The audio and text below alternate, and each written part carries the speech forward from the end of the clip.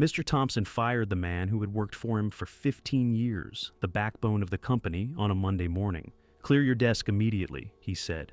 I didn't say a word. I was smiling as security escorted me out of the building because I had documented the financial irregularities, and Wednesday would be very interesting. My name is Mark Wilson. I'm 48 years old. I worked as the IT systems director at Tech Solutions for 15 years. When I joined the company in 2007, Tech Solutions was a small software firm with only 30 employees. Today, it has grown into a technology giant with over 500 employees and offices in 3 different countries. I was one of the driving forces behind this growth. The IT infrastructure I built, the security protocols I developed, and the data systems I managed formed the backbone of the company. I personally designed our network architecture, selected our enterprise software, and created our disaster recovery protocols. I knew every server, every password, and every backdoor in the system. 3 different CEOs came and went during my tenure, but I remained a constant. James Thompson was the CEO for the last 5 years. He had a business background, finance experience, and was completely out of touch with technical matters. He was appointed by a holding company, and his only focus was the company's financial performance. Every meeting was about numbers and shareholder value. Innovation wasn't even on his radar. Have you ever been in a situation where you knew your boss was hiding something but couldn't prove it yet? That Monday morning, his assistant called me. "Mr. Wilson, the CEO expects you in his office at 10:30. This call seemed strange as it wasn't on my meeting calendar, but I prepared anyway. Over the past 15 years, I'd survived numerous reorganizations and management changes. When I arrived at James Thompson's office, I knew what was coming as soon as I saw Sarah from HR sitting there with a folder on her lap. As I entered, Thompson barely looked up from his computer. "Mr. Wilson, we're implementing a reorganization in our company. Unfortunately, we've decided to outsource the IT department, which means we have to eliminate your position." I sat silently, my face expressionless. Inside me, there wasn't the anger or shock he was probably expecting, just a clear sense of clarity. This confirmed what I had suspected for months. They needed me gone, and now I knew exactly why. "Today is your last day," Sarah continued, obviously uncomfortable. "You'll need to clear your desk and turn in your company card. Security will escort you." She couldn't meet my eyes as she spoke. We had worked together for 7 years. Thompson was perhaps expecting an emotional response, a plea for my job, or even anger. But I just nodded and said, "Understood." That simple word seemed to unsettle him more than any outburst would have. "We'll send you the documents regarding your severance package," Sarah said, pulling a paper from her folder. "You need to sign this confidentiality agreement before leaving today." I read the agreement carefully. In exchange for not sharing any company information, I was offered a 4-month severance package, a ridiculous amount for a 15-year career where I had often worked nights and weekends to keep the systems running. I took the pen and signed without hesitation. I didn't miss the look of relief on Thompson's face. He probably expected resistance or negotiation. My calm compliance was throwing him off balance, exactly as I intended. When I returned to my desk, a young security guard named Mike was waiting by the door. He looked embarrassed to be there. I began gathering my personal belongings, the family photos, my collection of tech conference badges, the small cactus that had survived on my desk for a decade. My team members watched with confused looks. Jake, a young programmer I had mentored, approached me. "Mark, what's going on? Where are you going?" "To a new adventure," I smiled, patting his shoulder. "Don't worry, life goes on." I handed him a sticky note with my personal email. "Keep in touch. Have you ever been fired unexpectedly, even though you were great at your job?" My firing wasn't actually a surprise. The clouds had started gathering 6 months ago. The first sign was when a consulting firm came to evaluate the IT department, asking detailed questions about our systems. The second sign was when meetings about future IT investments were held directly with my team, bypassing me entirely. The third sign was Thompson's constant closed-door meetings with the new finance director, Brian Collins, a college friend he had brought in despite the man's lack of experience in our industry. I was the person who built the company's systems. I had selected and configured every piece of software, every server, every database. I was always the first to notice when something changed, when access patterns shifted, or when new accounts were created. 2 months ago, during a routine security check that I personally conducted every month, something caught my attention. There were access attempts from an IP address I didn't recognize on the finance department servers, specifically targeting our billing and revenue reporting systems. After investigation, I discovered these accesses were coming from Thompson's office, at times when the executive floor was empty. Intrigued and concerned, I set up a secret monitoring protocol. I deployed a program that recorded every action from Thompson's computer, but didn't show up in the system logs. This wasn't ethical, perhaps, but my instincts told me something was wrong, and as the head of IT security, I had a responsibility to investigate potential threats. Through the monitoring program, I learned that Thompson and Bryan were regularly manipulating the company's financial data. They were inflating revenues by 15 to 20%, and understating expenses and reports sent to the holding company, and transferring the difference to newly established companies under the guise of consulting fees and market research services. These companies had vague deliverables that never materialized into actual work. Who were the real owners of these companies? A little research revealed Thompson's brother operated one, and Bryan's wife was listed as the CEO of another. In the last 3 years, approximately $3.5 million had been siphoned from the company this way. This was money stolen from the shareholders and employees whose bonuses were tied to actual profit margins, not the inflated numbers. I documented everything meticulously. Every transaction, every transfer, every fake report, and every login. I saved all the evidence on an encrypted hard drive and stored it in a safe place outside the office. What would you do if you discovered your boss was embezzling millions from the company? When I was fired on Monday, it was time to move to the second phase of my strategy. When I got home, I logged into the company's email system from my secure computer. Despite being fired, I still had admin rights, because the process of revoking the IT director's permissions is usually done when a new IT director is appointed, and no one had been appointed yet. A critical oversight on their part. I created an email with the subject line, Financial Irregularity Report, URGENT.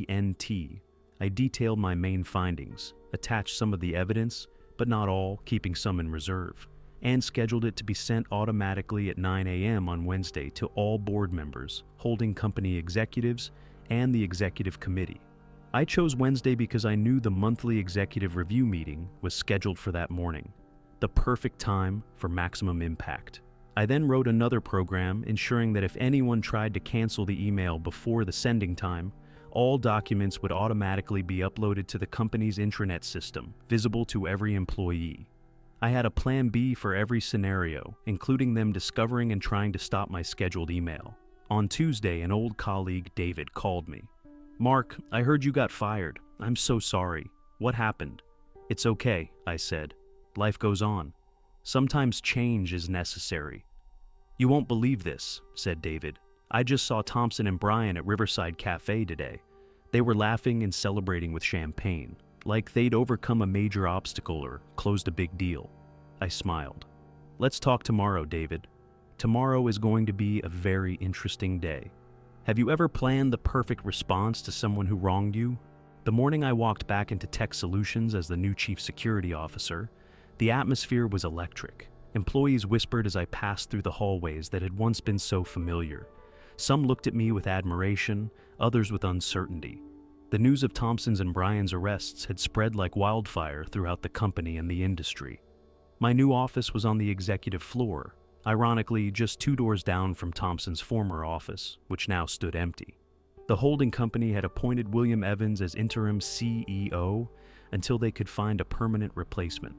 William was from operations, methodical and honest, but clearly overwhelmed by the scandal.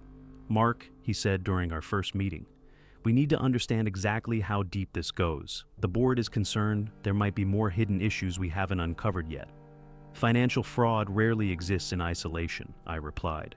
"Let me assemble a team and conduct a thorough investigation."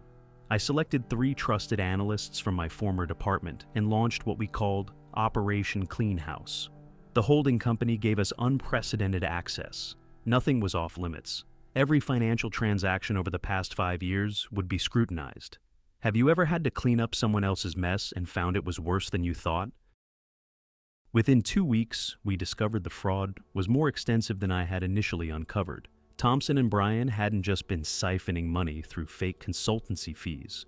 They had also been manipulating inventory valuations, creating phantom assets, and backdating contracts to hit quarterly targets.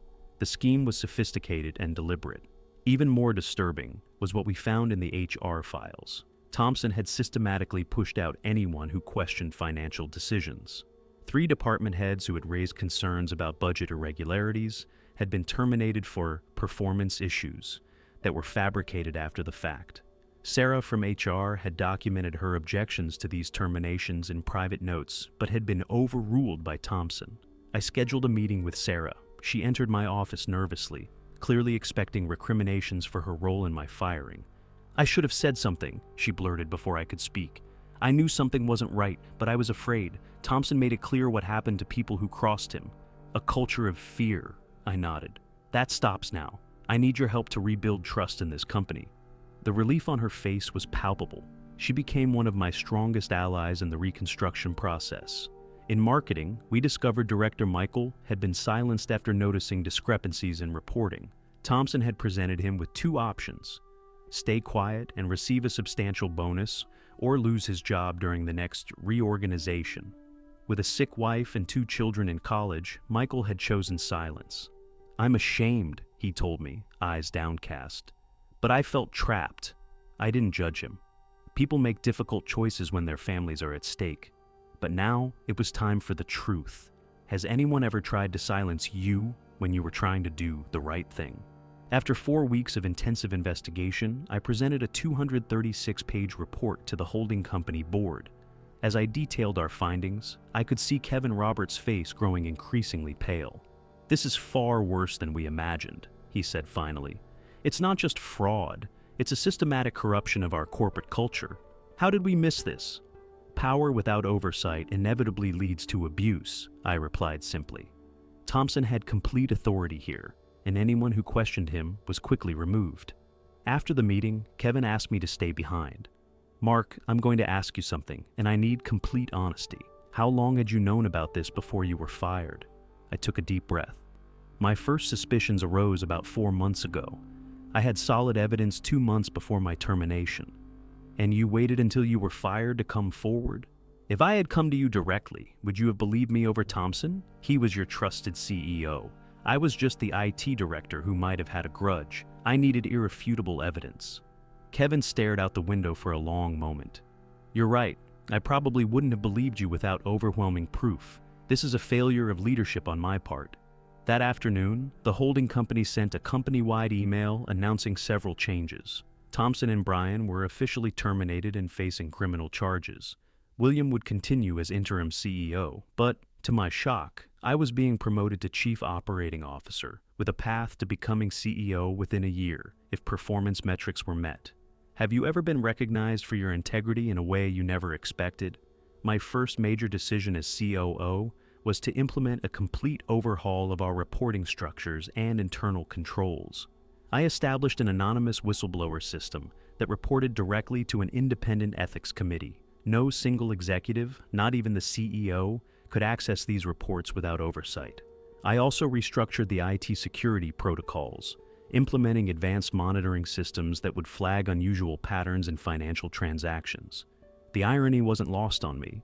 I was building sophisticated versions of the very tools I had used to catch Thompson. The most challenging task was rebuilding the company culture. Years of fear and silence had created deep-seated distrust among employees. Many were still afraid to speak up, concerned that the new regime might eventually revert to old patterns. To address this, I instituted Open Forum Fridays, where any employee could ask questions or raise concerns directly to leadership in a public setting. The first few sessions were awkward and sparsely attended, but gradually participation increased as people saw that honest questions received honest answers. 6 weeks after my appointment, I received an unexpected email from Jake, the young programmer who had watched me being escorted out months earlier. "I've been offered a job at Nexus Technologies," he wrote. "Better pay, better title, but I wanted to talk to you before I decide." I called him to my office immediately. "This is a great opportunity for you," I said. "Why the hesitation?" "Because of what you're building here," he replied. "The way you handled everything, it made me realize integrity still matters in business. I want to be part of that." His words affected me more than I expected. "We need people like you, Jake. But make this decision for the right reasons, not out of loyalty to me." He stayed and eventually became our head of development. What kind of leader would make you turn down a better offer to keep working with them? Justice served. 3 months after my initial whistleblowing email, Thompson's and Bryan's trials began. I testified at both, providing detailed explanations of how I had discovered and documented their fraud. The evidence was overwhelming. Bryan accepted a plea deal, admitting guilt and providing testimony against Thompson in exchange for a reduced sentence of 4 years. Thompson maintained his innocence, claiming the financial maneuvers were standard industry practice and that the holding company had approved everything implicitly. The jury didn't buy it. Thompson was sentenced to 8 years in prison and ordered to pay restitution of $3.2 million. As he was led from the courtroom, our eyes met briefly. There was no remorse in his gaze, only cold anger at being caught. The day after the sentencing, Kevin Roberts called me to his office.